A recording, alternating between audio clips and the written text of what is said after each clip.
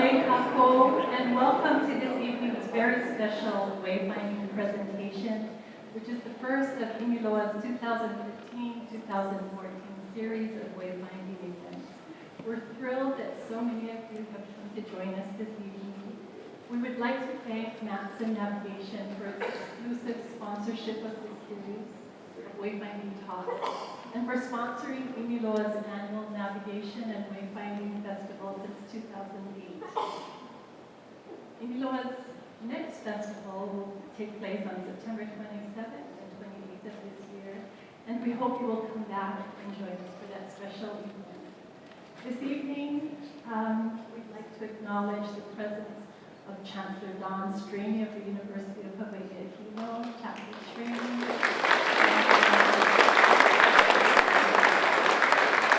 And retired Captain of Matson Navigation, Norman Piailug.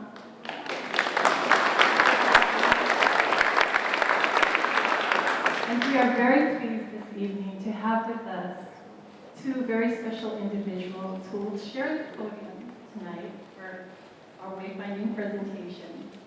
Author, documentary filmmaker, Doctor of Anthropology from Harvard, Sam Low sailed on 3 voyages aboard Hōkūleʻa and has documented these voyages in his latest book, Hōkūleʻa Rising. His roots are here on Hawaii Island, where his Hawaiian ancestors come from. He is also a cousin to our second speaker, Nainoa Thompson, Native Hawaiian navigator, executive director of Polynesian Voyaging Society. Nainoa was trained by Master Navigator Mau Piailug and inducted into the pool as a Master Navigator in 2007. He has captained with voyaging canoe Hōkūleʻa that inspired the Hawaiian Renaissance and continues to instill pride in generations of Polynesians today as Hōkūleʻa's worldwide voyage launches. Before I turn the mic over to Sam and Nainoa, I'd like to let you know that Sam's new book, Hōkūleʻa Rising, is on sale in the Imiloa store. And towards the end of this evening's presentation, Sam will be signing his book. So without further ado, please help me welcome Sam Low and Nainoa Thompson.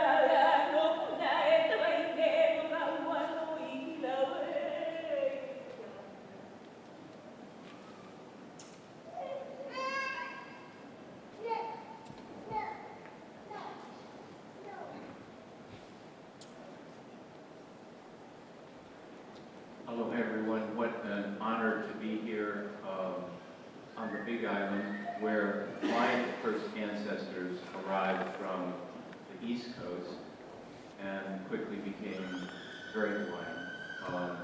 It's also an honor to be in Hōkūleʻa Babayang's stomping grounds.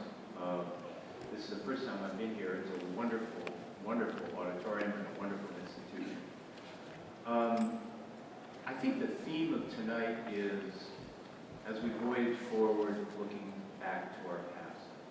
I was privileged to voyage on 3 voyages with Hōkūleʻa as a documenter, a job that I took very seriously. If there's any photographs ever taken of me on a voyage, I'm scribbling and writing notes, and at the end of all these experiences, I ended up with piles and piles of notes, and it seemed that it would be a good use to take those notes and make a book out of it. So from that came this book here, which has just hit the stands about 2 weeks ago, and so far the reaction to it has been very good. I'm only distributing here in Hawaii because I want my Hawaiian brothers and sisters to have the first shot at it, and hopefully they will approve.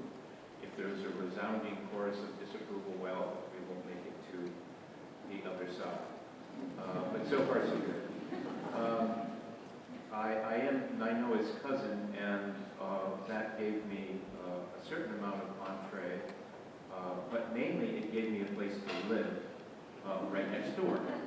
And any of you who know Nainoa know that it's a little difficult to make an appointment with him sometimes. So I didn't need to. Whenever he came out the door, I would say, Nainoa, how about today? He'd say, no, not today, not today, how about tomorrow? So over many years, actually, it was about 10 years putting this book together, I was able to incorporate his story into the book. But I think it's most important that it really is the story. It's a chorus of voices of people who created and sailed the canoe and gave the canoe her mana. And tonight, Nainoa and I are going to do a kind of a tag team.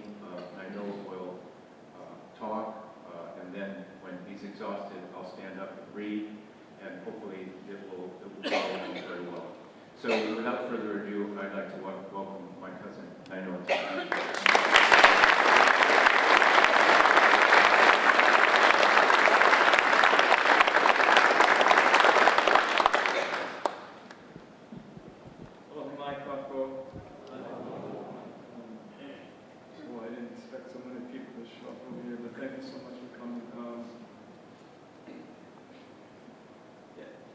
My first purpose tonight is really to support my cousin. My grandmother is brother to his father. Born and raised in Waimea, in this side. So they're Kuaina from here. In many ways, it's because that I asked Sam to help because his writing is beautiful. But more than the beauty, his writing is deep. And so, with the deepest respect for all the kinds of publications that come out in magazines and newspaper articles and all that stuff, those who sail the canoe know a very different experience than what they read. That is many times on the surface. It's not in the now. It's not down where we live and where we dwell. I know Sam could take us there. And so much of the book, I asked him to help make happen. And on one side, because it's so deep, I won't read it. And I don't fully understand why, but I can't. So I don't. But why I say it's a good book is I trust, I know him. And I know that the reason why I believe it's the deepest story that we have, and it's for them. It's a story of the kind of story that us as a society should never forget. It's about real people creating real change. Renaissance is about having us look at the world differently, in a world that's more fun, in a world that is just, in a world that is never going to go back to where we were. It's over. Kind of pain and misery associated with inferiority and the pain and misery that's associated with being second-rate in your own homeland. It's over. We're not going back as long as we don't forget. So Sam was the one that took his own voyage and he did it with a pen. And this story, as much as its cover, I just was almost in shock when I read it, saying about my name on there. Because in reality, the story's not about me. What he did was he interviewed hundreds of people. So I'm here to honor his work. I'm here to celebrate him. I'm here to make sure that this kind of piece is available to those who want to know the deepest side of voyaging. And so I'm here. And thank you for all coming. I'd be way better to turn the lights off when you just focus on that. I'm serious. But before I turn the lights down, I need to, because he wouldn't stand up. But Captain Mau Piailug, please stand up. Not up for him, but for his father, Abraham Piailug, for his brother.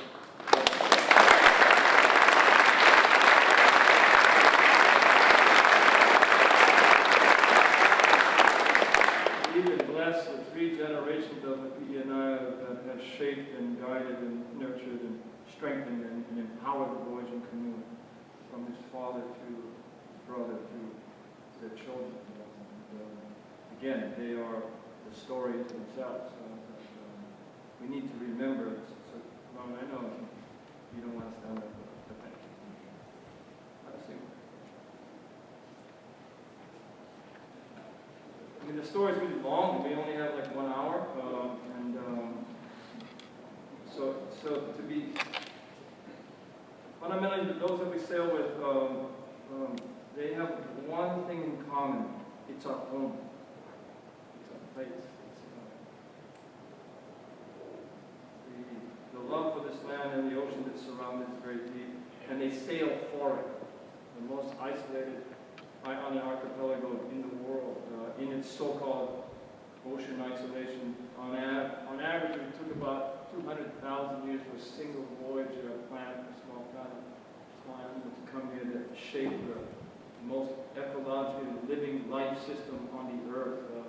Something that we need to take care of. And there are many things about Hawaii, this tiny little piece of real estate on the planet, that we need to take care of. But one of the pieces really was, I think the extraordinary was about the first footprint. When the first people to come here, and we're guessing, yeah, because we forgot, it was about 2,000 years ago. It was on a voyaging canoe. Our guesses are that it came from a place called Ka'ihinui. The voyage was probably about 2,400 miles, which would, in its time, make it the most extraordinary and the most accomplished feat of navigation of ocean exploration by human beings of all time. And then what's amazing about that, like if you look at Apollo, the thing about this voyaging canoe, we don't know its name. We don't know where it came from. We don't know the captain, we don't know the navigator. It's like forgetting Neil Armstrong. But we did. We forgot. And in the forgetting, we don't teach either. And so, this is not about tonight, but it is about why tonight is important, at least for Hōkūleʻa. So 2,000 years ago, the first canoe comes. 200 years ago, new voyages come. In the 200 years, you know the story. It's about characterized from the perspective of Native Hawaiians. It's all about loss. 100 years ago, population. Captain Cook arrives in 1778, and he puts a lieutenant by the name of Lieutenant Blat on Kalat in Kau. Do a census of the population. Maybe median guess about 800,000 Native Hawaiians. 100 years ago, that's reduced to about 22,000. So if you count this row, maybe it's 34 in one row. One of you would survive, introduce disease. The rest of you wouldn't. 1924, my father was born. Parents nearly pure Hawaiian. Who spoke first language Hawaiian. Dad's a little bit of the beaten schools. Went to one of the schools in there. They made that decision within the family that was chronic amongst many families that things of who you are you will not teach, and in some ways on the obvious it's because it's not useful in the larger society anymore, but rather I think my grandparents were loving people, didn't teach language and culture and genealogy because their children were to try to become who they were, they get hurt. Rough time. But that happened in many families. In 1926, public school systems by policy fundamentally outlawed all things Hawaiian. We understand those who were born in that time period before the change that took place in the so-called Renaissance. We understand what extinction feels like. Deep inside of you. And then there were those against all the odds and against the whole wave of movement towards changing to a different world that isn't who you are. There was, and this story tonight is really about them. As much as I will be recognized publicly, fundamentally, from my glance, from my point of view, nothing other than do what my teachers taught me to do. So I will share with you a few of them. They set the instructions for all the decisions that we make today. So when Sam says, and we want to look to tomorrow, we have to look to Hōkūleʻa. We have to look to our mentors, because they were extraordinary. It begins with a man from this place, Mau Piailug, Hōkūleʻa. You don't know the name, you should. Most known as arguably one of the best modern artists of our time, painter, sculptor. He was also a researcher, he was also a historian, he was also a writer. He was a brilliant man. He's of the quality of genius. There was a phone call in 1968 when nobody understood it was between him who lived in Chicago and a man who lived in Santa Barbara by the name of Dr. Ben Finney. That phone call would change him. He talked about building a voyaging. He talked about recovery of culture. He talked about challenging the kind of world view of Native Hawaiians who drifted here from South America by accident. All that kind of stuff. And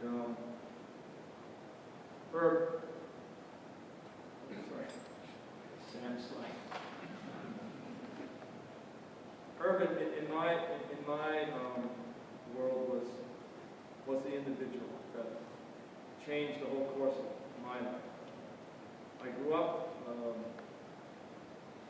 I would say, wounded, hurt, conflicted by the larger world and its disconnect and devaluing of things Hawaiian.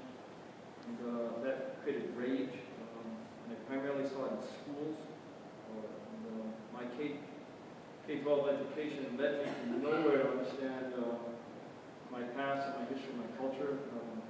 You could offer to take an elective of half a semester on Hawaiian history that began with maybe the first and ended in modern day. You could, if you wanted to take it. I needed to find the connection between what was deeply inside who you are to a part of the life that I was taken to when I was in the ocean when I was very young. And the thing that the place that I found some connection to the sea was through canoe paddling. I paddled, we know the canoe club in Hawaii. And I was a novice speed banana kind of paddler, and just first year don't know anything. And there was this old house, there was this canal in front where we launched the paddling canoes, and we'd go to the practice site, and right across the canal was these old wooden houses by Hōkūleʻa, and that was the place where Herb lived. He had these two 22-foot fiberglass surfing canoes, lashed together with 4x4s and a Hobie Cat sail, and he'd come over to the canoes paddling site, look for volunteers to paddle them outside the reef so you go sailing, having no idea about what that canoe represented in the dreams of that man. And so every time he come ask, I want to go and play in the oceans, I would go. Lucky. Jump on, paddle out, go sailing, do fun. And it was a late spring day, 1974, old story. And the Herb came over and invited two individuals. This is before Hōkūleʻa was even an idea public. He was recruiting the top watermen in the state of Hawaii. And we had two of the best. One of the name was Billy Mitchell, who was a famous graduate, top paddler, winner in Molokai paddling. And the other one would be, what I would say, this, and I don't know them all, but I do know many, was the top waterman in modern Hawaii's time. His name was Hōkūleʻa. They were our head coaches, co-coaches, and Herb invited them to a dinner, and then somehow he invites me. I think at least he thought to get a little banana paddler at least one dinner. They paddled so much of them on the 22-foot canoe. So we go over to dinner. It's the last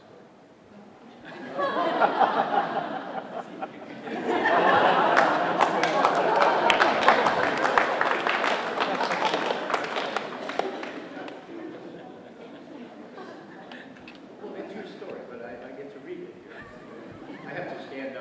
stand up whenever I want to read a little bit. But that was a great introduction. In 1974, when he first met her, Nainoa Thompson was 20 years old. He stood about 5'10". He was slender, obviously an athlete, a swimmer, canoe paddler, surfer, football player. Jet black hair extended below his ears. He had a gentle manner that suggested an unself-conscious humility. When addressing elders, he looked them in the eye, listening intently in a way that encouraged conversation. But it was often difficult to get him to talk about himself. Some considered him a little shy. One evening, Herb invited Nainoa and some others to his home for dinner. Nainoa remembers Herb's living room piled with books about Polynesian history, canoes, and navigation, and his stories of the Asian navigators who had discovered Hawaii. After dinner, Herb took his visitors out onto the terrace and pointed to stars that guided their ancestors to the island. He was the first person to introduce me to the heavens, Nainoa recalls. I was fascinated that the stars had a pattern and that you could use them to guide you on the ocean. All of a sudden, I realized that our ancestry is tied to the heavens and the ocean. My whole world as a Hawaiian became immense, timeless, without measurable distance. My interest in navigation began right there, and my interest in navigation and my ancestral history started right there, at that very moment. Nainoa was quiet and modest, Herb recalls. There was nothing flashy about him that would make him stand out. But he was obviously a bright kid, and that impressed me. Later, I got the Bishop Museum to donate the use of the planetarium, and a bunch of us would gather there one night a week. We'd run through the stars at different latitudes between here and Tahiti. It's dark and comfortable in there, and you've got your head back, and pretty soon guys would start snoring. But Nainoa would never snore. He would never fall asleep. He was always watching intently. So I knew we had a live one in that kid. Your turn,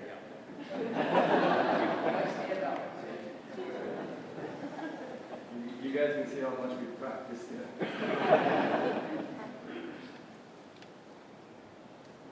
Yeah, this is an old slide. It was the day before Hōkūleʻa was launched on March 8, 1975. It was, I don't know, again for me, I was there, lucky. Herb and Palau helped me get there. It was a different day. It was a different day because you had this 62-foot voyaging canoe that's 22 feet wide, that fully loaded weighs 24,000 pounds, driven by catching wind. And it's going to go to this place called the Whale of the Horizon called Kalihi. And it was Hawaiian. Because we don't have those symbols of power and elegance and beauty and strength and promise and of hope. There was Hōkūleʻa on the beach. And the people would gather there, and it was a time of mostly confusion. I mean, I recall that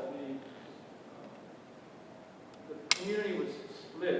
There were those who prayed for this community, loved it, and wanted to touch it. There were those who didn't understand it and didn't care.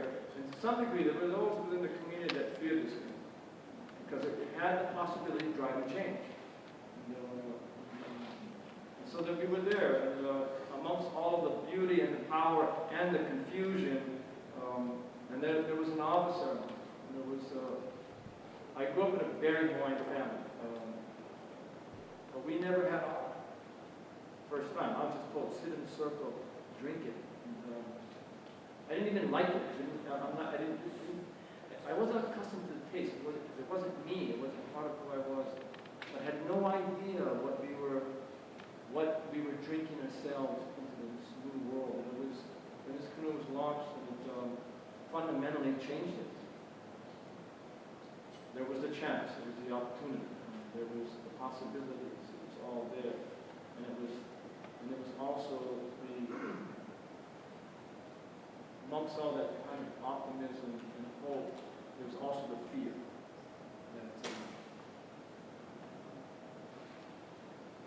that maybe we can't do this. It was also butting up against the question that Hawaiians tend to typically, they're going to ultimately end up going to go fail. And And I think underlying all of that was there was that kind of nudging you towards a place that so many of us don't like to go to. And that's the place that you're going to be afraid of fear of failing. And in the fear of failing comes shame. And that shame was part of who we were. And it was all going to be challenged. And it was all going to be tested. And nobody knew whether we would, where we would end up. But everybody knew for Hōkūleʻa to fulfill its promise, it needed to find a leader. Is that my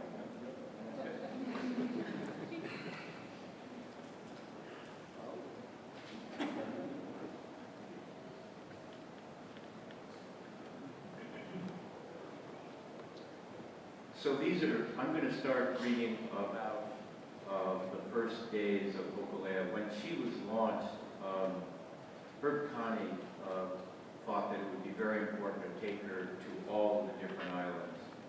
And he had a reason for that, and here is Herb talking. I was interested in what effect the canoe might have on what was then beginning to be called the Hawaiian Renaissance.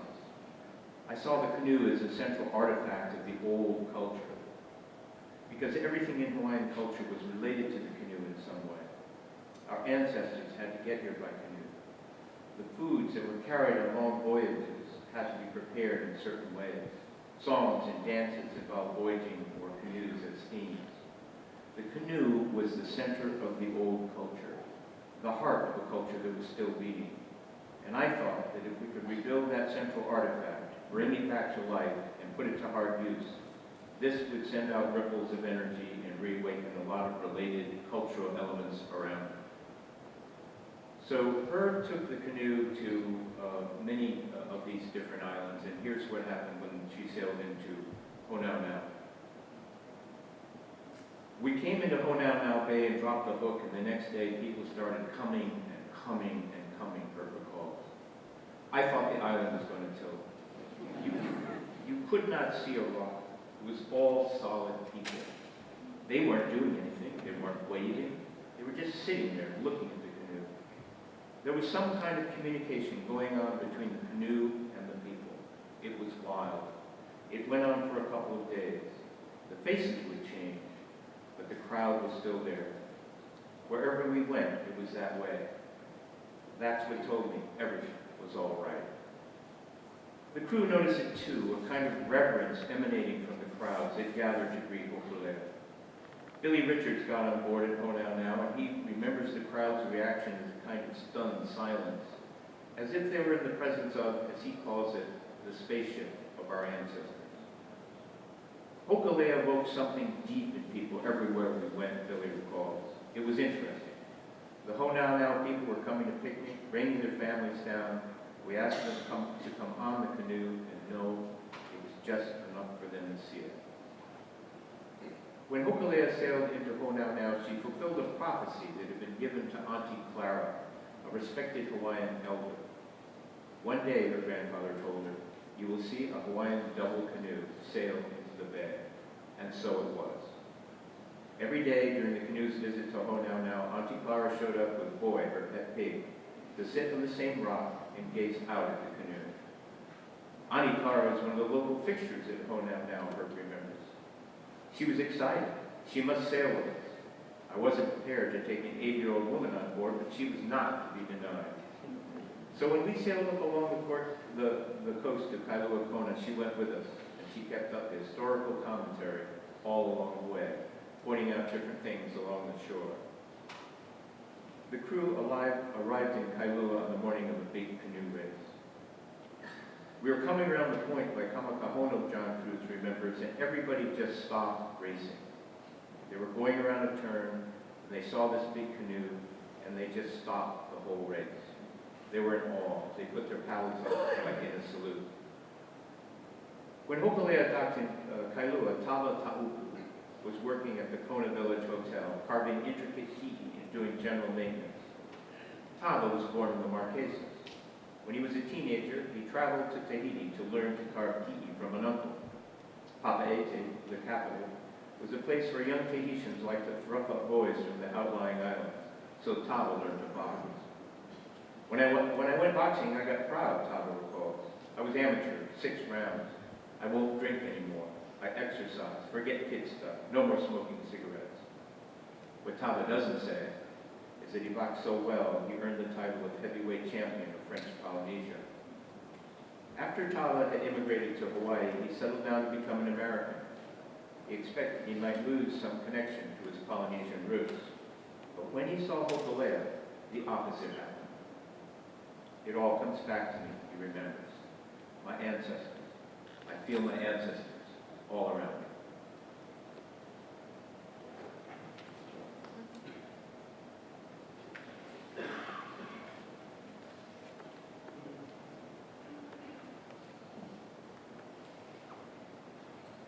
Yeah, on the one hand, for Hōkūleʻa to be the hope and be the light, he needed to find Tahiti. And the next individual that we would talk about is, we will never do it justice. But he was a man from a tiny island called Sapawa. How many of you here know the island Sapawa in the Western Carolina? Not many. But it's a school that's 3,000 years old, deep navigation. In Micronesia, they were in decline. School systems fundamentally created like residential schools and took children off the outer islands and put them into other schools where there weren't navigators. At the time when the request and the plea and the need to find a navigator went out, there were only 6 masters on Earth that left. Mau Piailug was the youngest. And, I wasn't there because I wasn't in leadership, but I was told a story. There was a meeting in Honolulu. It's a kind of conversation about we built the canoe, but now we need to find Tahiti the old way. And they had a conversation about, well, we have no Polynesian navigators. The last one died in 1969 by the name of Aikau and Aikau. Extinction is happening. We know it. We feel it. And the conversation was about, well, why don't we navigate it ourselves? It's the kind of conversation you start talking about how much you don't know. It's a dangerous conversation. But there was a man by the name of Mike McCoy, who lives in Kona today, who was a Peace Corps worker on South Wall, and was brought to the meeting and said, if you want a navigator, he's 5 miles down the road, living on a ship called Thompson Cromwell, a UH research ship, and he was teaching UH scientists how to catch tuna, the traditional lures, and his name's Mau. He barely speaks English. I heard the story that when they went and asked him to would he navigate to Tahiti, I heard he said, and he speaks very little English at the time, and he said immediately yes. I consider that decision, that kind of decision. You're asking him to sail a canoe that's 6 times to 8 times bigger than any canoe he's ever been on in his life. He's never seen it. He's going to go to a voyage that will be about 7 times longer than any voyage he's ever made. He's going to cross the equator into the Southern Ocean, and he's under stars he's never seen. And he's going to be sailing this epic voyage that may take a month with a crew he never met. So deeper than the obvious about he being a navigator, he's a man of courage, and his need to explore it is amazing. But I think that the many geniuses of Mau is that he understood how fragile the Hawaiian culture. It was almost like we talk about tipping points. We were at. Maybe we lose it so much we'll never get it back. I think Mau understood that. So when he said yes, it was in many ways, in my humble opinion, he needed to be there to find Tahiti so that he could find it for us, and in a way, it was a way that could save us.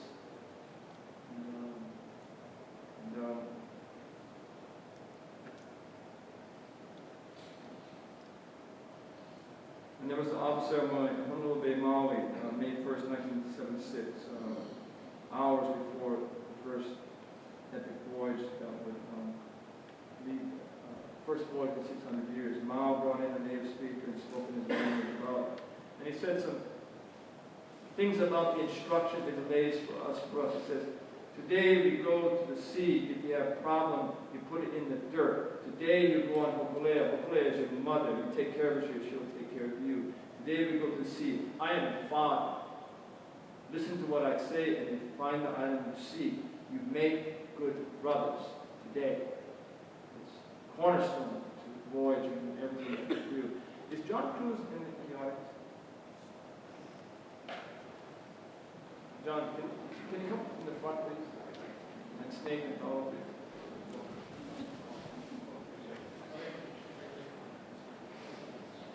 You know, John should be doing this presentation, not me. He was on that village. So,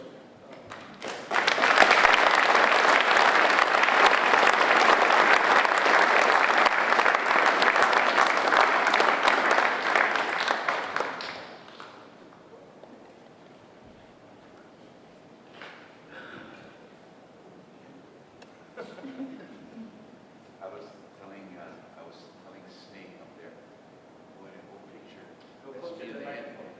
That's me at the end on the back of the canoe. I was like, man, it looks like a Chinese laundry. I'm again honored to see this, to speak to you. Today we went up to Kyoho, Mau Piailug to plant poetries, and we've been trying to do this for the last. We've done it 20 years ago, and I wanted to get up to the place where my son and I planted these poetries, but we didn't do that today, but still pretty nice place. Anyway, back to Nainoa. thank you.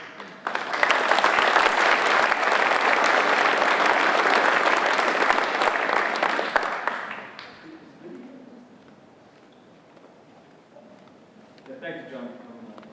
Yep. And the reason why we need to acknowledge him, and the other two, if you just come step forward, please, is Abraham Snake, who was on the return.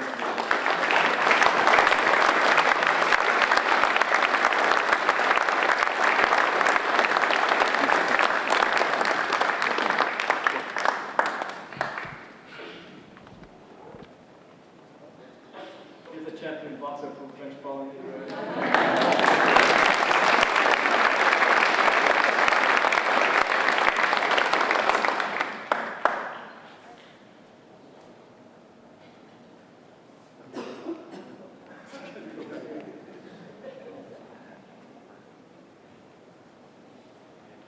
Snake was the one who helped bring Hōkūleʻa home from the we'll talk about this soon. But again, that whole thing about the community, there were many people that were praying and hoping for it to get there. There was those that didn't believe it, and there was those that thought we couldn't make it. There was fear associated with the voyage, but 17 people went. And so we thank John and the other 16 for their courage to make that voyage. He's a change with And I was on an airplane with Snake, flew down, and we were there. 17,000 feet. So many children got on the back end of Hōkūleʻa that it actually sunk it in the shallow water. We're there in English trying to politely ask them, can you get off? But it didn't matter because it wasn't our canoe.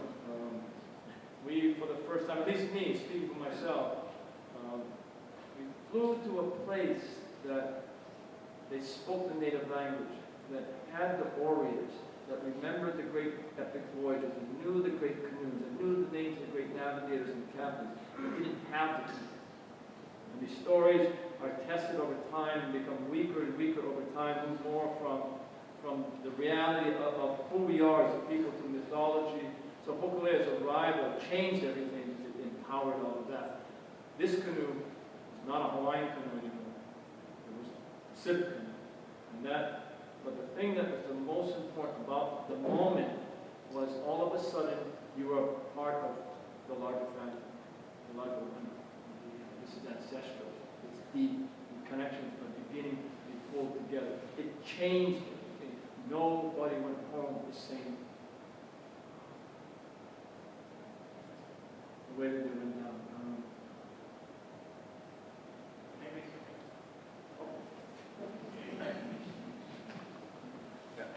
this is just pretty impromptu, but Snake's here, and this is the time of the voyage back, and I just wanted to read a little bit about that time. The days merged in an easy rhythm of rising and sinking suns and of spinning stars. Nainoa was comfortable with all of his crewmates, but he felt a special connection with his old friend, Snake Ahi. Snake was generous to a fault, naturally caring and considerate. He worked hard and said little, except to smile and make light of some difficult moment. And what a smile. Snake's serene face broadcasts goodwill, and when he's happy or telling a joke, which he did often, accompanied by soft laughter. He's comfortable at sea, and there were many aboard who could cook, Yani, Penny, Lele, Maka'ala among them. But if a vote were taken for best cook, it would be Snake. You got to sail with a guy to really appreciate him, Gordon recalls. He cooked and stood his watches. I told him I would take him off the watch list, but he said no. I had prepared myself intellectually to be able to ask questions of the ocean and the canoe, Nainoa says. Snake is much more intuitive. Snake is the epitome of the true ocean man. You can see it in his eyes. You can see it in his hair, his skin. He's a quiet man, very thoughtful, deep. Most of the crew members would focus their steering on the compass. They'd watch that needle. They would not pay that much attention to the rest of the world around them, just hold that needle in its place. But Snake would watch it the least. He used all his senses to steer the canoe. When he held the paddle, it was like he was holding the canoe through the shaft of that paddle. His steering was very soft. He made very small corrections. Some people pulled the paddle up quickly to let the canoe run up into the wind, then pushed it down hard to bring it off. Snake's corrections were always very small, and they were very soft. When he steered, the canoe was quiet. I just read that out of Aloha for Snake. I hope I didn't interrupt you, Nat.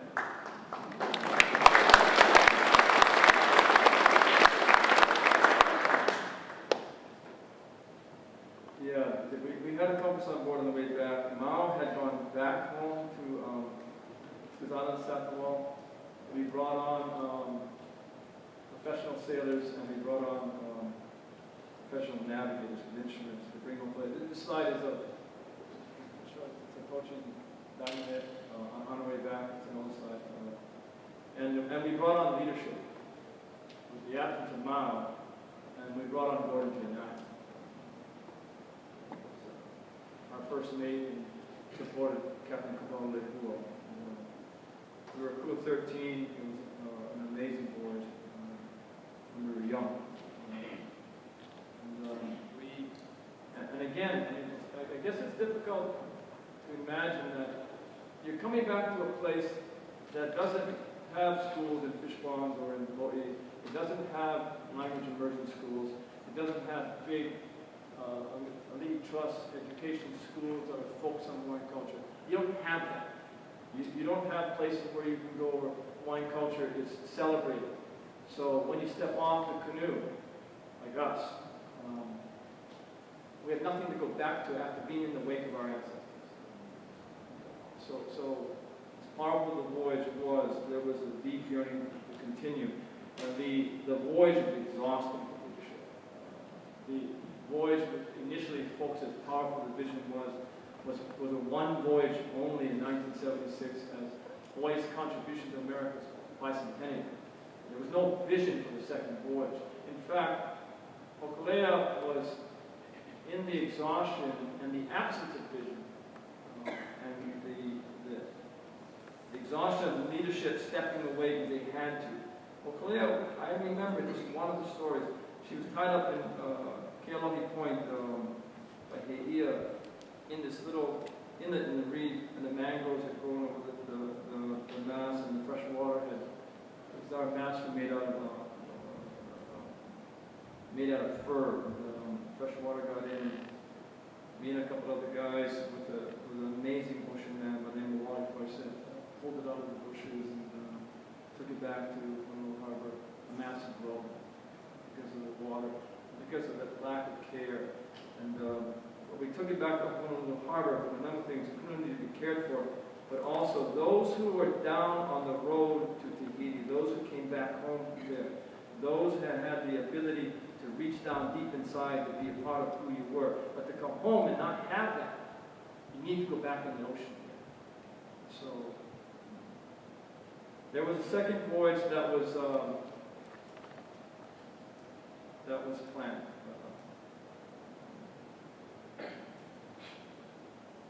This is not an easy story. I would give you and tell you, you came here, you wanted to be here, I'll tell you what I see is the truth. It's not easy. There's a second voyage planned, the need to be in the wake and go back down to Nainoa. In hindsight, we planned poorly. In hindsight, our training was inadequate. And in hindsight, it was make a long story short evening. That second voyage was at, we departed from the Imiloa on the 16th of March, 1978. We made a lot of mistakes. We didn't have an escort boat. We had one form of communications back to the ship to shore on a single-sided radio. We took off in sunset time, and it was stormy. And we sailed towards Nai into the Molokai Channel called the Kaiwi. Kaiwi is the name for the bone, which is characteristic to the intensity of the white water in that channel when the current and wind oppose, stacks of waves.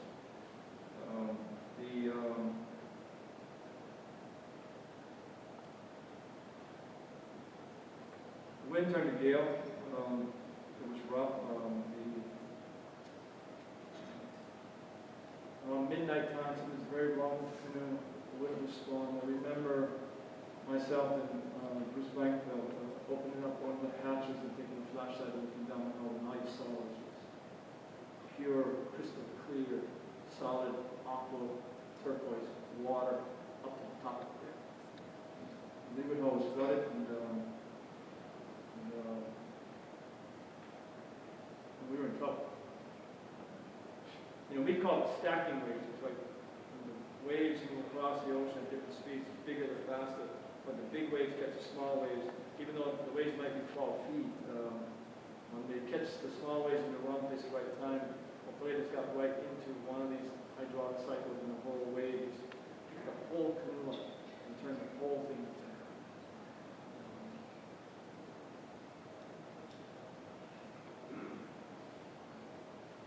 and a couple of things.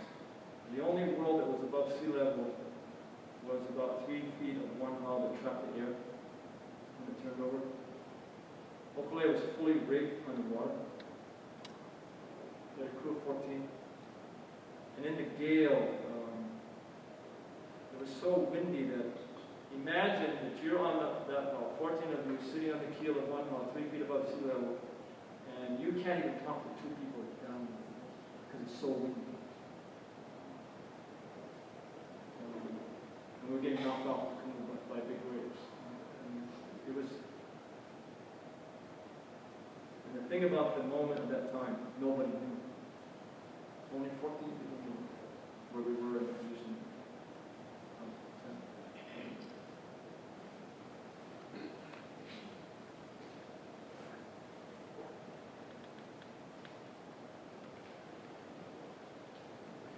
As you all know,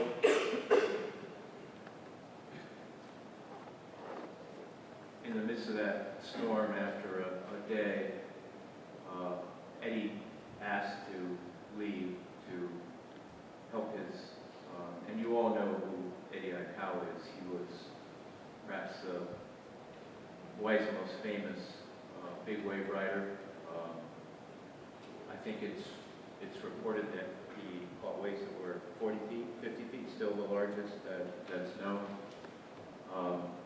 He was the lifeguard at Nainoa, went out 500 times to save lives, came back 500 times with the person that was in trouble.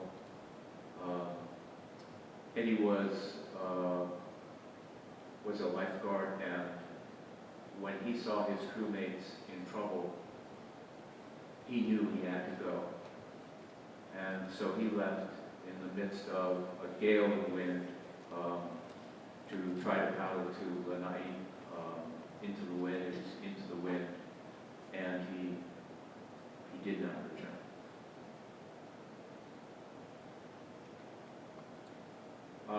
His loss was a major turning point in the history of the Polynesian Voyaging Society, and after Nainoa came back, went into the airport, and they learned that Eddie had been lost. Here's what happened. I didn't see Nainoa for at least a month after he came back, Wilbur Selfer recalls. He was mourning. He was encapsulated in his grief. He felt guilty. I didn't want to bother him. Nainoa continued to go out in his skiff to watch the night sky, but even the stars seemed to have changed. Nothing seemed real anymore, Nainoa recalls. The idea of navigating or voyaging was gone. When we lost Eddie, the feeling of shame was so strong. How could we go on? Then Nainoa recalled the conversation with Eddie after one of the crew gatherings in Honolulu. Nainoa told Eddie about his dream of learning to navigate and the insights he was gaining by watching the night sky. Eddie listened intently, murmuring approval. I've got a dream too, Eddie said. What is it? My dream is about this voyage. I want to see what my ancestors saw. I want to see Tahiti rise from the sea, Eddie said. To see Tahiti rise from the sea is a powerful dream, Nainoa remembers. It means you're approaching an island by sea, and as you get nearer, it appears to rise up from the ocean surface. That's what our ancestors saw when they voyaged to Hawaii and back to Tahiti. That's what I think Eddie meant, that he was going to sail on the path of his ancestors and raise Tahiti from the sea. That's a powerful vision. Eddie gave his life for that vision. And after that, the leadership was in shambles. No one wanted to step forward. The shame was so great, it was possible that Hōkūleʻa might be put up in a museum, that she would sail no more. And then one man, Nainoa Thompson, came to take over the Polynesian Voyaging Society. Nainoa, will you tell us about that? Sam, if you permit me, I'm going to go back.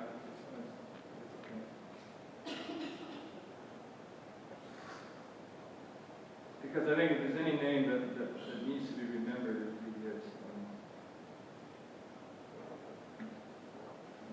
Just from my perspective, not mine, everybody's. Eddie was known worldwide. He was known for the one that would be fearless and surf the world's biggest wave. And even till today, the claim is that Eddie surfed the world's largest wave, 55 feet, unassisted, by jet ski and anything. Just his physical power and courage to go. But more importantly, this place is placed right here for Waimea Bay, for those who find out how unforgiving the ocean is when you're not ready.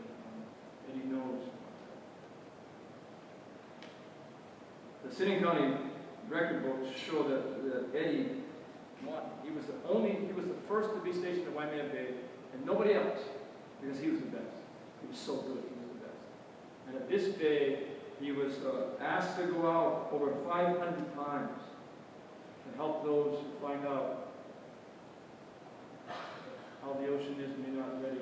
And on the record, it shows he went out 500 times, and he lost 0. 0. Him and his fins. No jet skis, no nothing. Just him.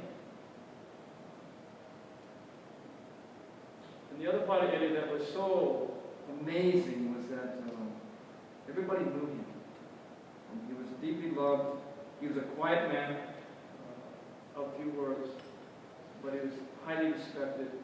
And he was the reason that I always had enormous respect for Eddie, because those that loved him were young people, children, because he was of the stature of the hero, the one that that had, not the one that we fabricate on television, but the one that is real, the one that children can believe in.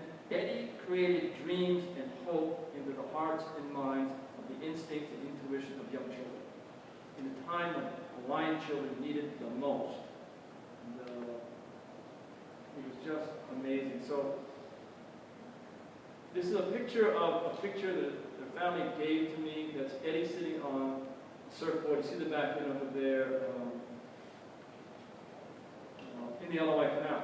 2 hours before we departed, Eddie was looking at the water line, low in the water. Go back to imagining sitting in the Molokai Channel, 3 feet above sea level, 12-foot waves, knocking you up, north wind, cold, hypothermia is a possibility, and nobody knows. In the Aloha, Eddie got up and went to the captain and said, "Can I put the surfboard on the canoe? I want to surf to Haiti." I don't know anybody that would ever tell Eddie no. So, of course, it's a beautiful idea.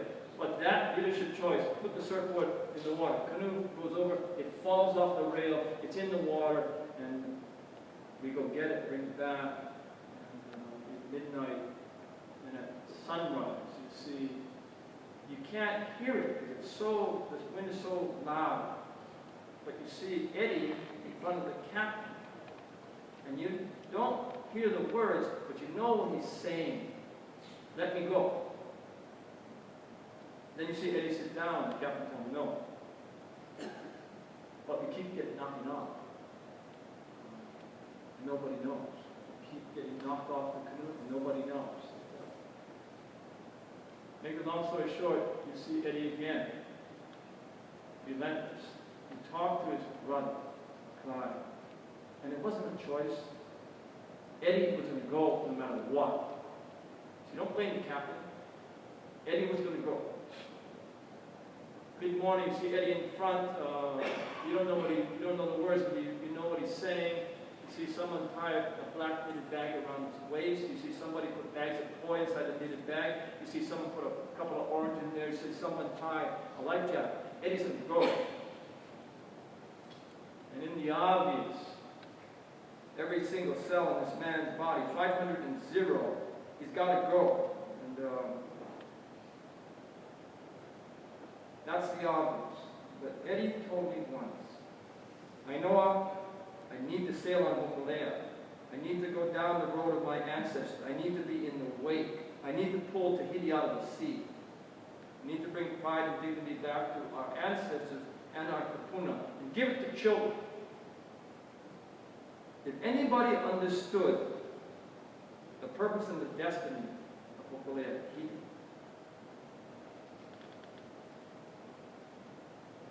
Starts to paddle out, I swim out, I'm feeling like it's not right, it doesn't feel right, it just doesn't feel right, I'm nobody, I'm just a crew member. Grab his arm, ask him, I can't tell Eddie not to do anything, but he asks him the question, should you go? And he pulls his arm away, because he paddles off, we see him flagging these waves, the face, and you lose him in the trough, and you see the life jacket come off.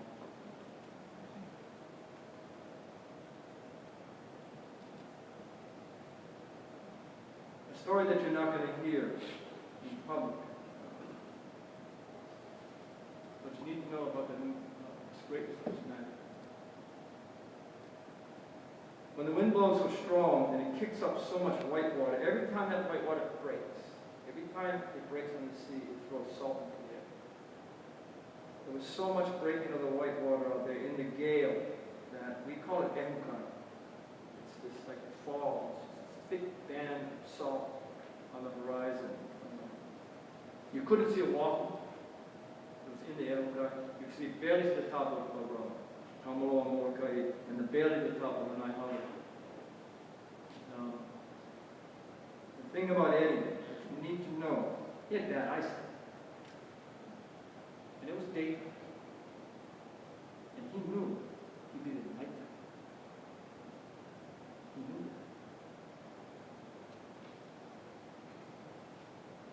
that. Eddie set off to save his friends,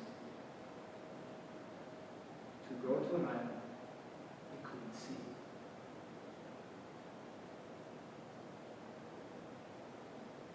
To go to the island he couldn't see.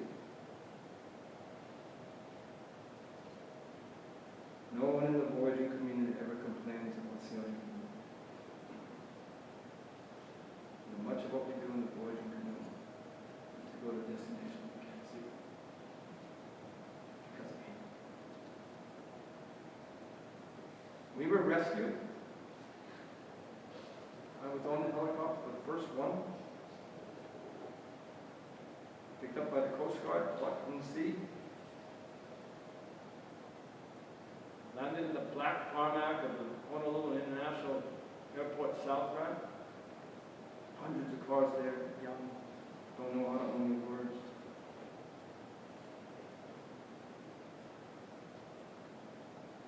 People everywhere. Black, dark, windy, stormy. Recognize an old van, an Aikau van.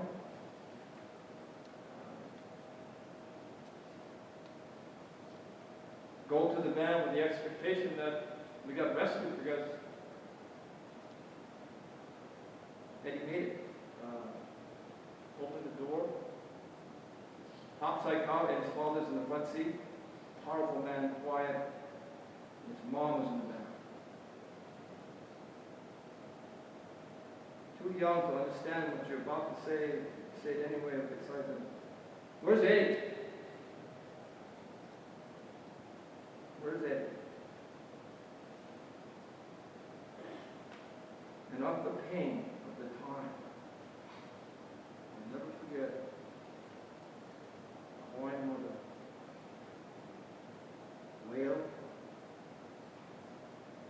and cry for her son. She cried and she wailed through the night. All we could do to not have to face what we feared the most was to look. 500 to 0. How was an island can't see? And we searched, and it was wild, it was organized, and it was disorganized. There was Civil Air Patrol and the Coast Guard were organized. There was the Air Guard guys who were falsifying missions and flying low and searching. There were people renting planes and helicopters. There were people in fishing boats that were disorganized out in the gale searching. Then there were bands of people on each island disorganized but searching. Maybe he made it to the rocks. Maybe he was hurt. 500 0. Couldn't find him. Everybody kept searching.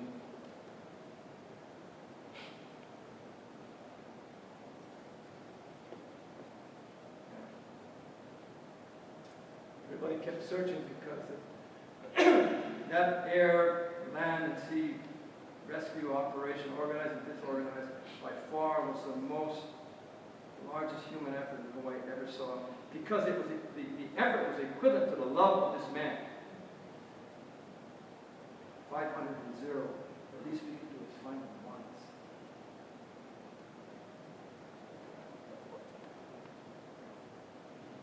And Pops Aikau called a press conference. This is, by our kind of economic terms, you can measure the families before. That's low.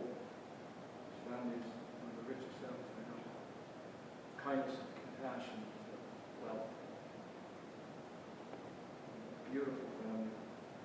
They live in a graveyard, a Chinese graveyard on the slopes of Hawaii. On the slopes of Punchbowl. They're the caretakers of the graveyard. Hold them down. Pops Aikau, quiet man, calls a press conference. I was there.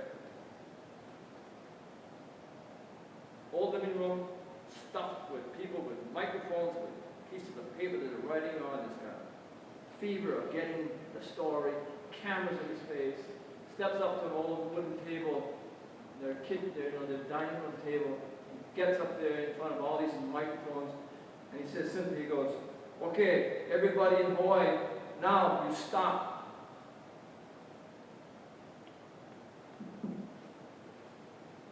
They stop looking for my son. That'll be the seat. The family doesn't want anybody to.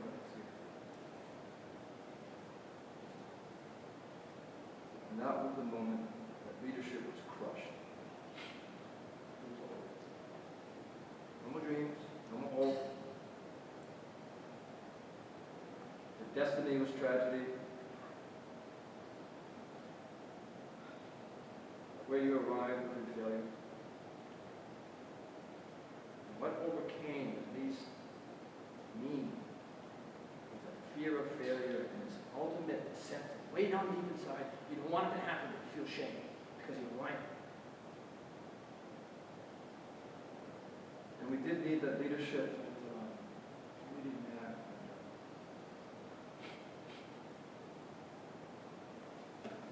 And it was my dad that clearly understood. You can't let this happen.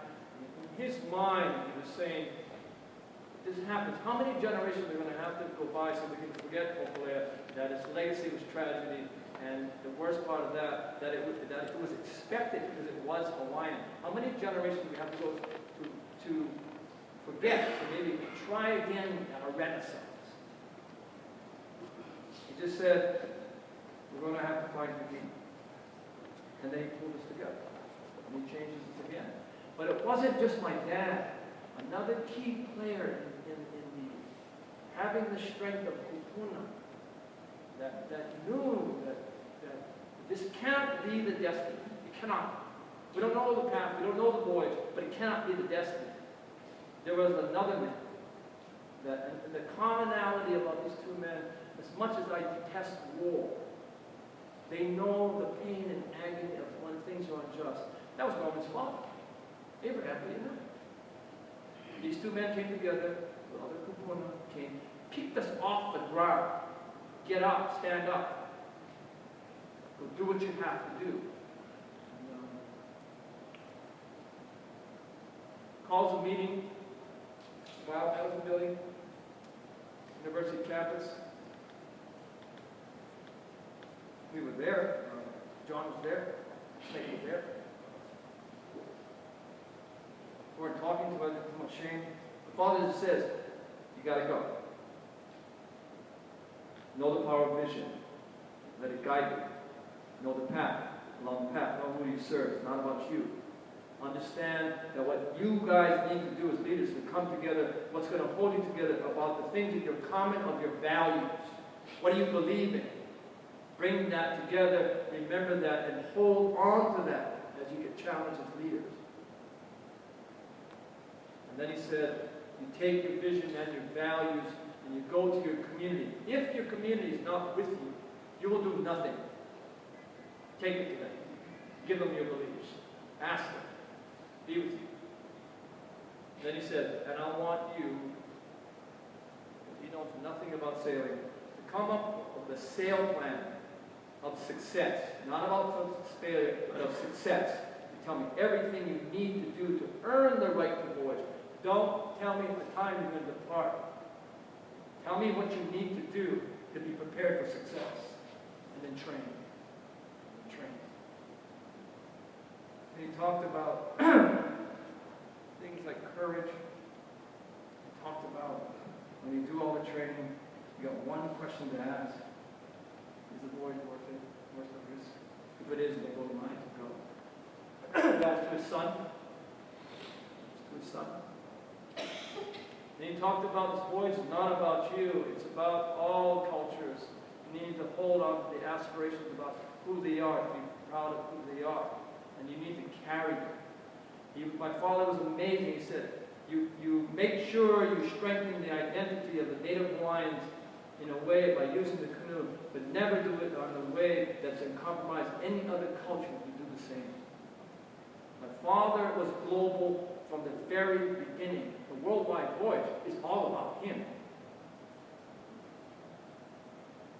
Then he talked about, it's not about you, this is about creating a story, the right story, and giving it to children. You need to change education. So he was crystal clear. In 45 minutes, we were together, the rebuilding of hope. And you had the dream bent, pulled the sea out of the sea, without fear. And, it was an amazing moment in time. And then my dad, we get on the parking lot, we're all excited in the morning, get the training, pulls me on the side, it was an angry voice. Okay, Nainoa, you want to go navigate? Where's your teacher? He knew, I knew, he knew that if Mau don't come back, we ain't going. He told me straight up, he don't come, you don't go. Found him, sat on an atoll in Micronesia. Of all the great things about Mau, it was his great, deep, everything about him was about compassion. We sat on a driftwood log on a white sand beach, and we sat there. Mau's head was low, he knew about Eddie. He was sad. The conversation was simple. I just said, Mau, we don't need you to find Tahiti for us. You need to show us the way. And the question was, will you come teach? And it was a naive question. Will you come teach? Mau wasn't sure. He didn't want to come back. So I went home, back to my father. You don't come, you don't go. About 2 months later, I received a phone call from his son Henry in Saipan saying, just threw me back in trouble. Mau's going to be at your house tomorrow. Because I rented a one-bedroom house, tiny little thing in Hōkūleʻa. I was a commercial fisherman. I didn't eat clothes, and I didn't eat food, and I didn't wash anything. And so you're going to bring the greatest navigator to somebody's house that's kind of pilau and no food. And he arrived the next day, and lasted about 3 days, and he moved him along with the head. Then he took us like children by the hand. 6 billion in the time, the only one that could do it. Pull us from window of time to the old ocean.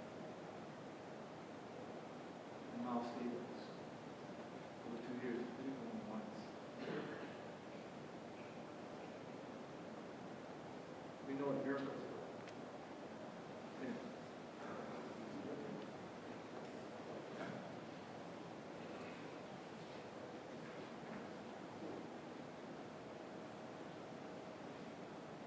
At first, Mau's way of teaching confused Nainoa. Many times aboard the small rata, they would sit quietly observing the ocean. Often Mau would say nothing. Sometimes he'd ask Nainoa to point out the direction of the swells, and when Nainoa had done this, Mau would just nod and indicate it was time to return home. Gradually, Nainoa learned to look for Mau's approval in action rather than in words. I don't remember the exact moment, but I remember sailing with him on training sails, Nainoa says, and I could tell when he was confident I was learning. He was heavily scrutinizing my ability to navigate. I looked to see if he was relaxed or not relaxed. I looked for those signs all the time because I was trying to build my own confidence. During weekends on board the canoe off Waikiki, Mau assigned Nainoa a star course, and Nainoa would try to hold it, giving orders to his steersman, as he would on the trip to Tahiti. Steer up, steer down, good. One clear evening in 1979, after a few hours of steering drill with the lights of Diamond Head a dim twinkle on the horizon, Mau announced that he was tired. Now I go to sleep, he told Nainoa. You follow the star path, Hōkūleʻa, the rising Big Dipper.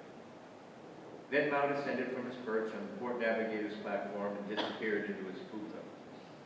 It was a huge compliment to me, Nainoa recalls. I wanted to do well, but I was an over-anxious student. I wanted to try some different courses to feel what the wave patterns were like, how the canoe would move in the swells. I thought he wouldn't notice, because he was sleeping in the hull. Shortly after sunrise, Mau emerged from his puka. Nainoa, what star course you steer last night?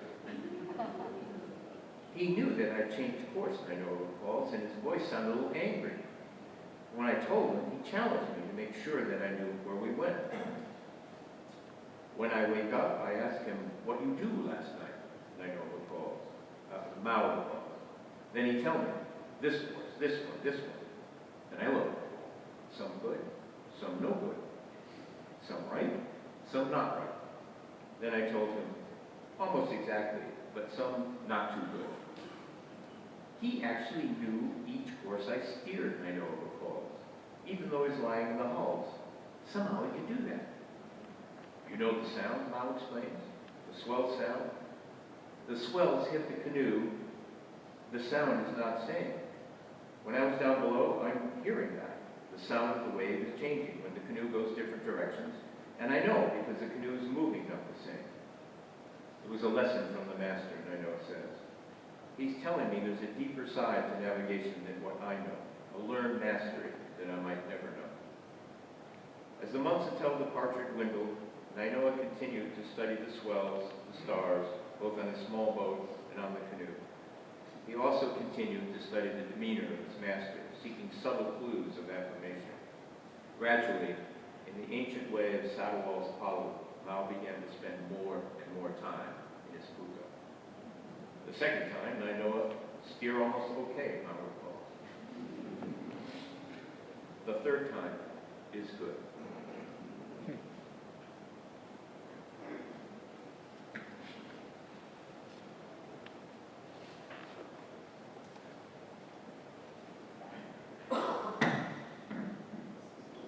Yeah, I mean, preparation for the 1980 voyage was amazing. I mean, it was massive. So it was positive, it was exciting. Everybody was working towards that plan for success, and leadership was there. I mean, imagine it, think about it. You know, you have this second chance, and you got the world's best teachers with you. The navigator, the starman by the name of Hōkūleʻa, and those from the University of Hawaii that were helping us in many different ways. We were surrounded by the strength of Abraham Piailug and the strength of my father and many other Puna. And there was a leadership choice by my father and Abraham to select a captain. And the captain was known as Robert Gordon. That brought extraordinary, unique qualities that the canoe needed. One was a man of courage that believed in what needed to be done and he was going to make it happen. One that had the deep sea ocean experience that he can draw on, both from his professional work as well as from his family and from his ancestry. You had a captain that understood the importance of making sure this canoe finds the heat. And Gordon brought on. Everybody was there. Everybody was in place. And the learning was free. It was north. It was easy. All the tools surrounded us. And to some degree, it held down fear. It held it down and let it be okay. And we were preparing over 2 years. We sailed 3,000 miles in Hawaiian oceans before we sailed 1 inch to the part of getting ready for success. And,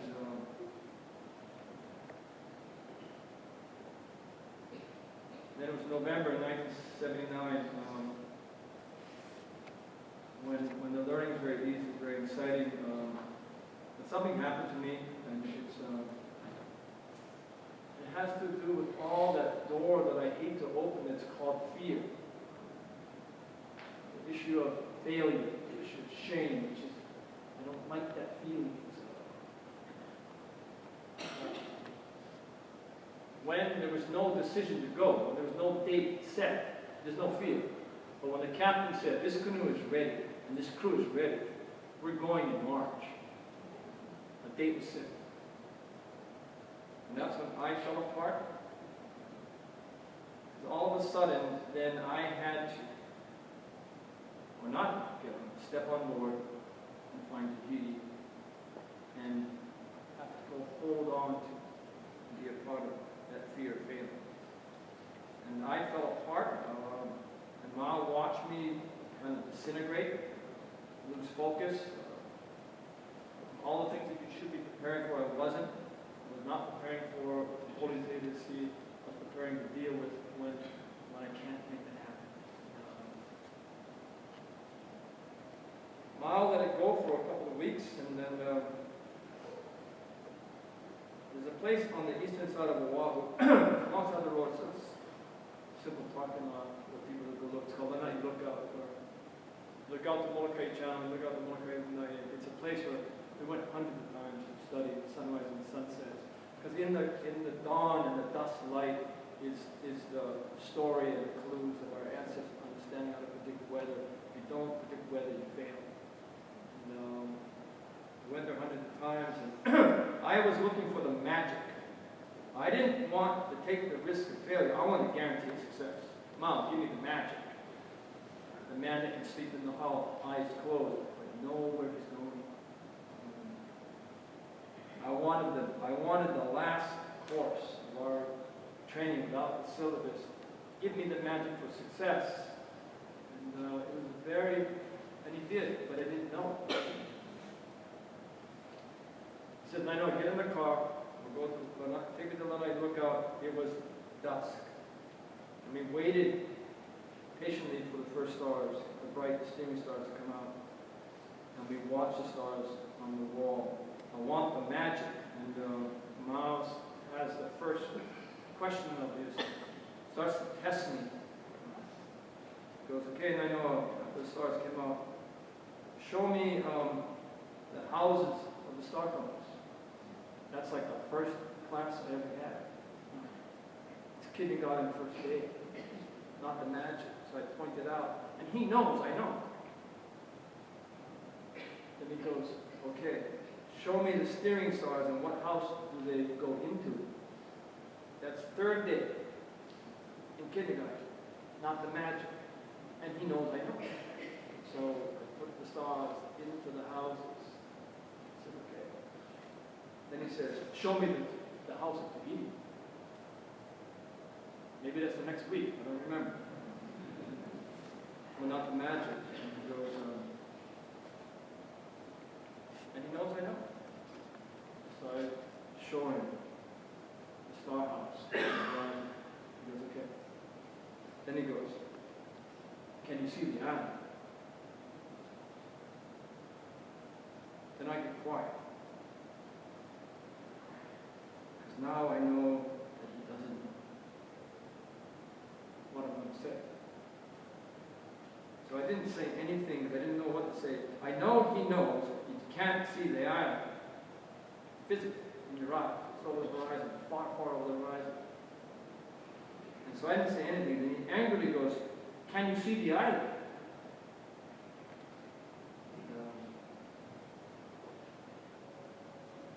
And I said, Mau, I can see the image of the island in my mind. He says, okay, good. If you ever lose the island in your mind, you're going to be lost. Don't ever lose the island. Get in the car, take me home. We got in the car. We're still 4 months away from departure, and he never talked to me again. I was going into convulsions and cardiac arrest and everything else. It was a painful time. But it was a time when I didn't know, and you would never know, and he wouldn't know. You would know if you found Tahiti, if you had the island in your mind. But the lesson, the last class, the last lesson, is not anything to do with Mom. It's all about you. That the island in your mind is not the physical view of the media. It's whether you believe or not. Whether the purposeful voice and reasons why you're going are powerful enough to be able to take the risk amongst all that door that's behind the door of fear. Shame. Failure. And he's willing to do that. And Mau knew.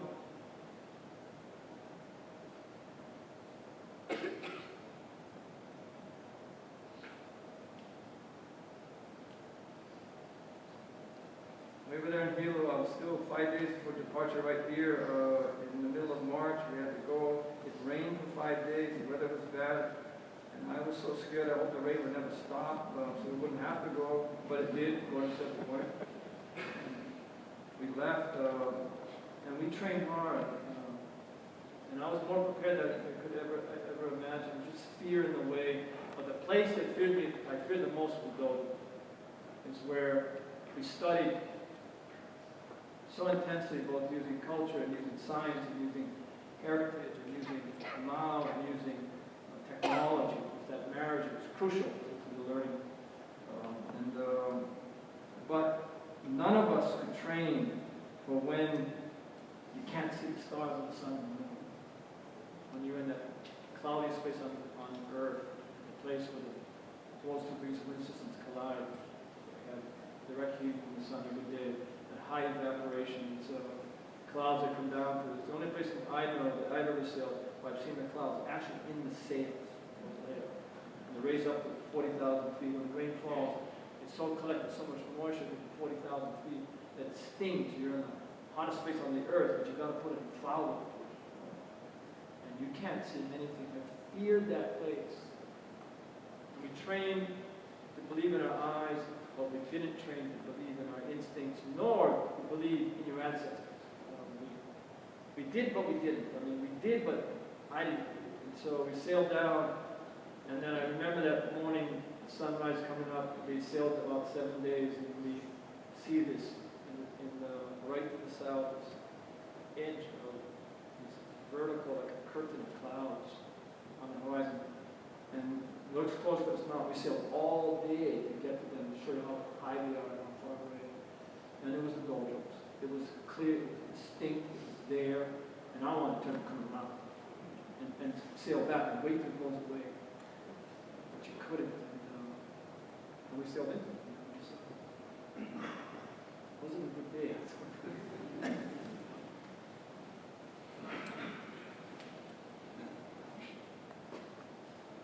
With the evening came the squalls. The wind accelerated. Heavy swells puckered the ocean. The wind was shifting, Nainoa recalls. The waves were shifting. The stars were gone. The rain was stinging cold because it came from so high. Hōkūleʻa leaned against her hull and plunged forward. All around the darkening horizon, too far away to hear the accompanying thunder, lightning licked at swirling knots of cloud that blocked out the moon and concealed the squalls that rushed the canoe. A little before midnight, terrific gusts shook the canoe. Driving rain violently across her deck. Swells crashed aboard. Trice in the back sail, Nainoa ordered. Sheet in the foresail. The canoe fell off the wind. Nainoa tried to steer by the big swell from the east that caused the porthull to lift first, then the starboard. The canoe proceeded due south under a starless sky. When we arrived in the doldrums, Nainoa recalls, the sky went black. It was solid rain. The wind was strong and it was switching around. It was stronger than the squalls. We were moving fast. That's the worst thing that can happen.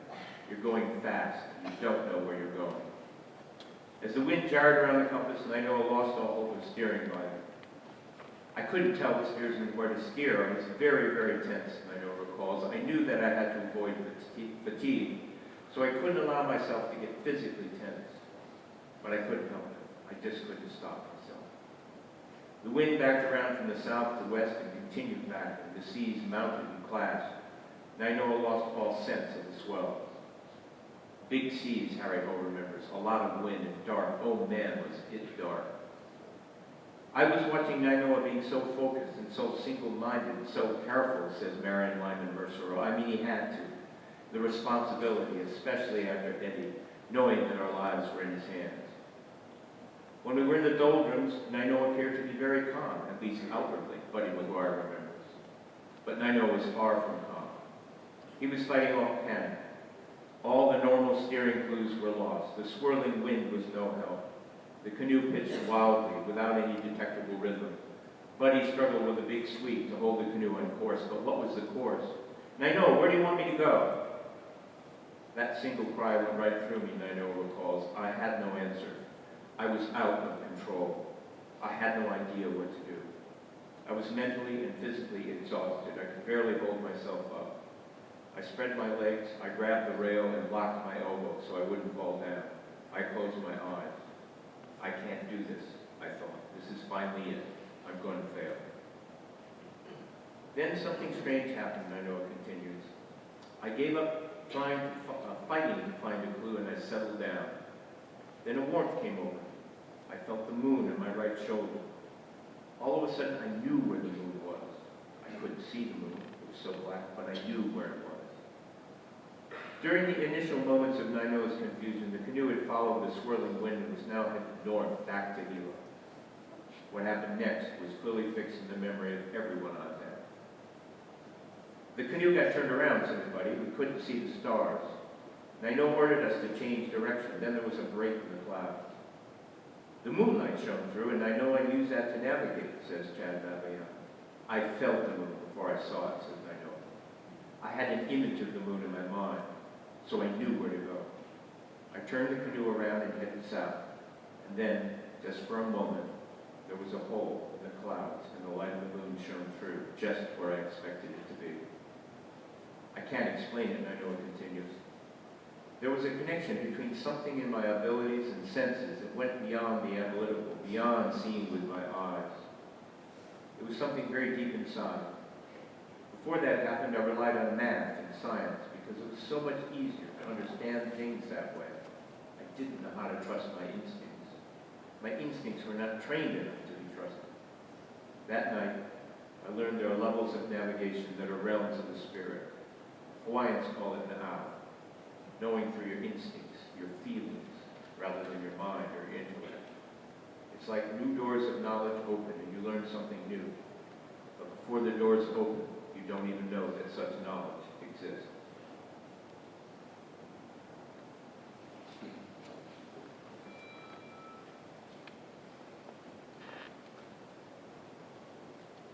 This presentation way too much about me. We got to the Donuts. We found the Tumult Archipelago. And then we were home in many different ways. But one way that I'll leave with you is many different ways, many different people. And this is not a Nainoa voyage. It's an amazing crew, amazing leadership and Captain Gordon. All on board. It's a good voyage.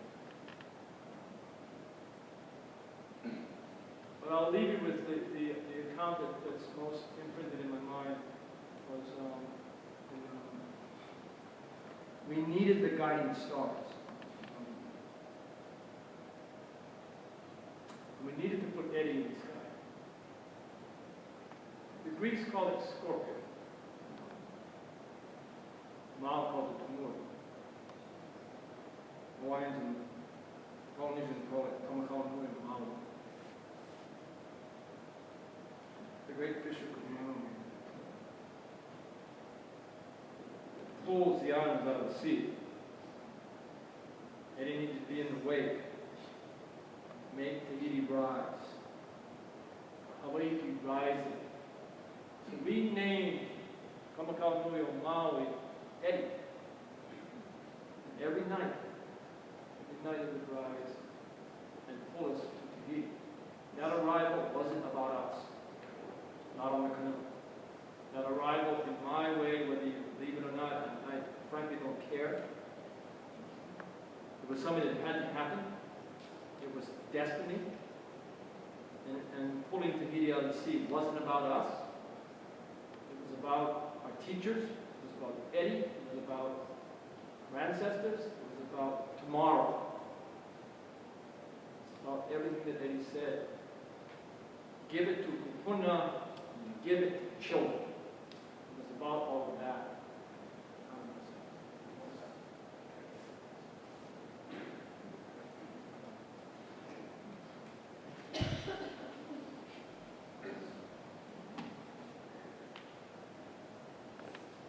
Well, on the 31st day at sea, Hōkūleʻa arrived at Bataiva. It was within about 30 miles of where Nainoa had called it.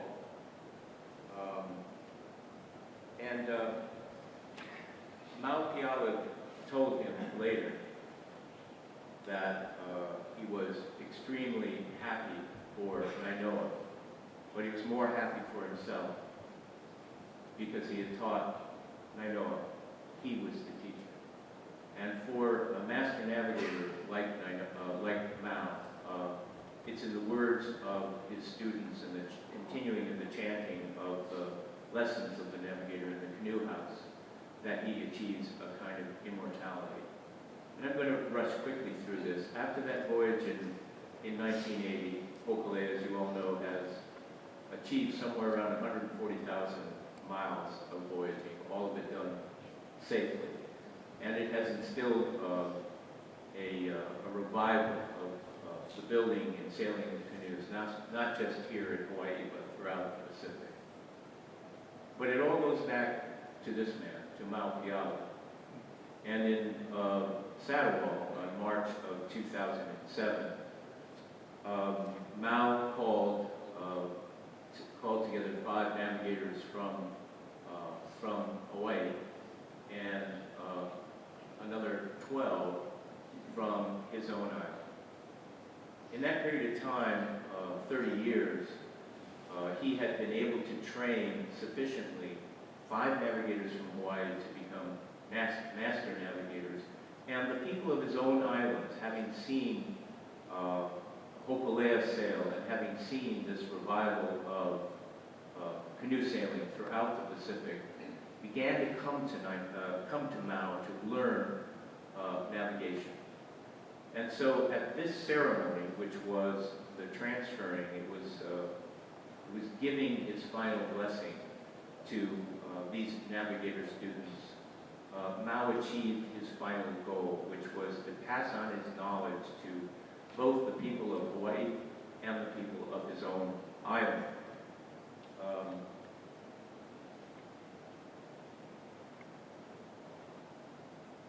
And after the ceremony, Nainoa went to say goodbye to Mau. The following morning, Saddlewall's Hawaiian visitors packed their bags and carried them down to the beach where small boats would ferry them off to Hōkūleʻa. Alingano Maisu bobbed at anchor. She was now under the command of a new captain, Mau's son, Cesario Sewolor. Just to fill you in, Alingano Maisu is a canoe that was built by the folks here on the Big Island, Burleman family and their Ohana and taken to Saddlewall and given to Mau as a present for everything that Mau had given Hawaii. And Cesario Sewolor was one of Mau's youngest sons, and he is now sailing throughout Micronesia as captain of that vessel. It came to that dreaded moment when it was time to say goodbye, Nainoa recalled. There was a crowd of people in Mau's house. I wanted to see him last, to spend a quiet moment with him. Finally, everyone left. Mau was tired. The prognosis that he might survive even through that year seemed doubtful. Mau was suffering from a very debilitating kidney disease. I did not know how to say goodbye. He did not know how to say goodbye. It was awkward. So we just said, see you later. And I left. I walked down the beach. I was stumbling, kind of weaving. I stopped. I said to myself, this is all wrong. I turned around and ran back to Mau's house. Mau, Nainoa said, you taught us to sail. So when we sail, do you sail with us? Mau nodded. If we teach navigation, do we teach you? Yes, said Mau. So if we teach navigation, then you'll be with us forever. Mau smiled and nodded. Maybe that was one reason why he gave us a quote, Nainoa thought, to make sure that we'd be together forever through his teaching. Then we embraced in a special kind of way, Nainoa recalls, and I walked out of the house. It was a sunny day. I looked back into his room. It was all in shadows. The windows were backlit, and I just saw Mau sitting there, just his silhouette, all by himself, alone. A few hours later, aboard Hōkūleʻa, Nainoa watched Saddlewall dip slowly below the horizon. On July 12, 2010, Mau passed away on the Saddlewall. All his life, Mau had struggled to spread the knowledge he inherited from his ancestors. Almost single-handedly, he reversed 2 centuries of cultural decline among Hawaiians, replacing it with a resurgent pride and their great seafaring heritage. Today, Alingano Maiso sails among the Caroline Islands, captained by his son, Cesario Saberler, to carry on Mau's mission of reviving his own seafaring culture. And throughout the vast Pacific, canoes are being built and sailed by a revived nation of seafarers. The Sarang, the powerful light that Mau Piailug first carried to Hawaii in 1973, will forever inspire the people of the Pacific to raise islands from the sea. Thank you.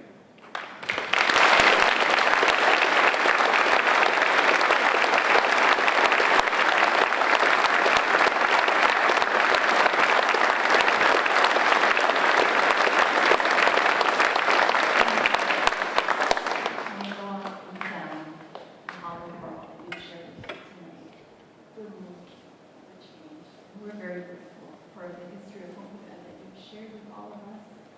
Hōkūleʻa continues to be a symbol of hope for us.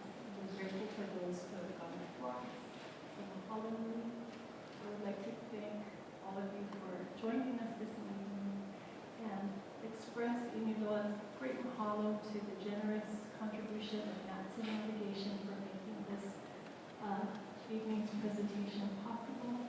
I would like to call upon one of the persons and acknowledge the district manager of NATSA Navigation here tonight, Russell Chin. Russell, please come in.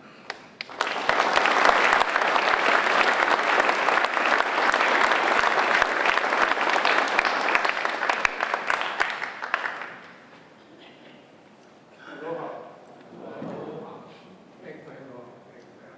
That's very inspiring. Thanks for sharing your story and your manao. I'd like to thank everybody for attending this tonight. This was our first of 4 quarterly wayfinding talks that we're going to have this year, in addition to a festival in September promoting wayfinding.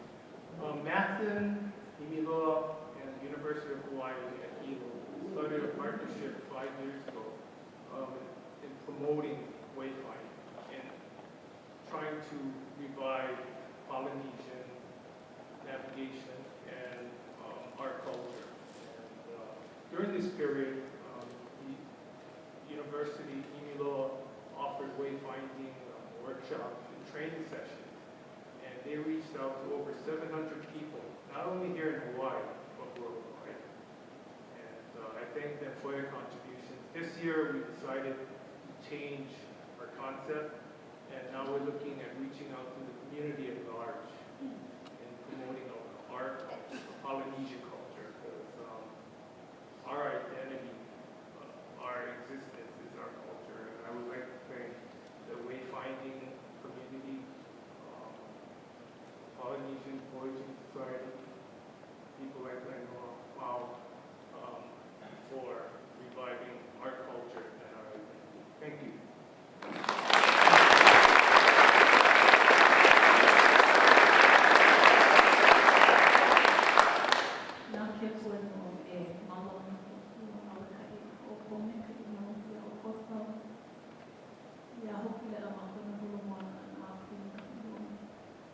Thank you very much, all of you, for joining us this evening. We're very happy that you came out and we're here to hear this important story. Sam and maybe Nainoa too will be signing books for those of you who have a copy of Hawaii Rising. So, mahalo nui, drive safety, and aloha.